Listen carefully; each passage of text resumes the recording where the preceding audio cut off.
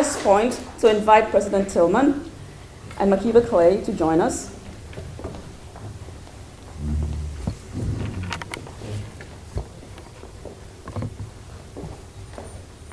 And I'm going to show it to Dr. West. Except you can't touch it at this point.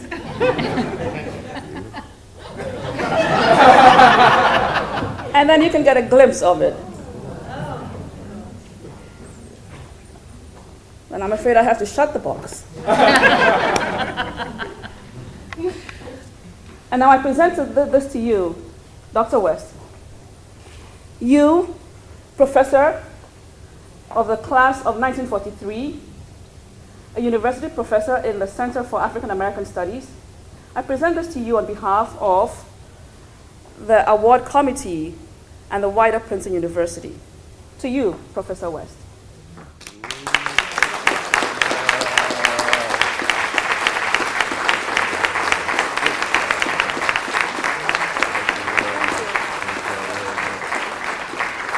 The floor is now the brothers.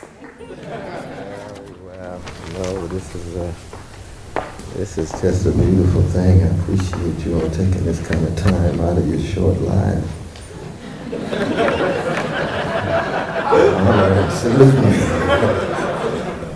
I was blessed to know Carl Fields. He was a wonderful human being, deeply committed to universal conceptions of justice. I think he and I would agree that justice is what love looks like in public. So it has everything to do with steadfast commitment to the well-being of others. Love in the most substantive sense of that word. So I want to salute Ms. Anna Fields. Give her another hand. Give her another hand. And I also want to acknowledge the daughter of Carl. And where is she? There she is. Give her a hand and her companion. Give her a hand. Both of them. Both of them.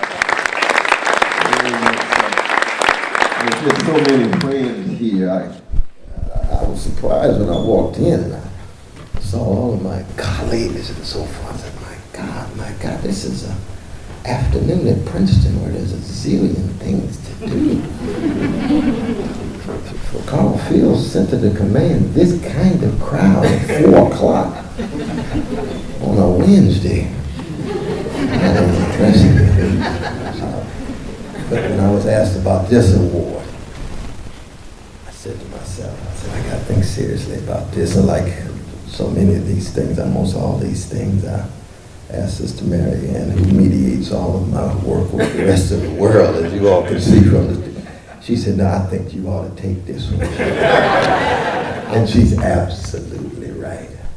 And I take it on behalf of Irene B. West, my beloved mother, and my father, the late Clifton West. All that I am, I try to put a smile on their face. And of all the honors that I ever received, and I have received about 30 honorary degrees before I stopped taking them, the greatest honor that I ever received is to be the second son of Irene Clifton. To be the younger brother of Clifton. The older brother, Cynthia and Cheryl. At the center of my life is to be the father of Clifton and Zaytoon. It makes all the difference in the world. And so I'm an extension of them, just as I'm an extension of the tradition that produced in the Shiloh Baptist churches, Fisk universities, a whole host of other institutions. So the blessing that I received from Harvard as undergrad and Princeton as a graduate student 37 years ago when I first set foot in Princeton, I knew that there was going to be a very special relationship. So I do want to thank you all. I want to acknowledge those who I actually am honored by, and hope you understand who you really, really, really honoring. It's not really me. I'm just a moment in that tradition of the West family struggle for justice, beginning with black folk on the chocolate side of town and then spilling over to vanilla slices and red slices and yellow slices and brown slices, though. And these last 8 years, just to be able to come back so deeply empowered, so deeply enabled. And thank you all so very much. Let us never forget the legacy of our dear brother Carl A. Fields. Upper Planks. He set the standard.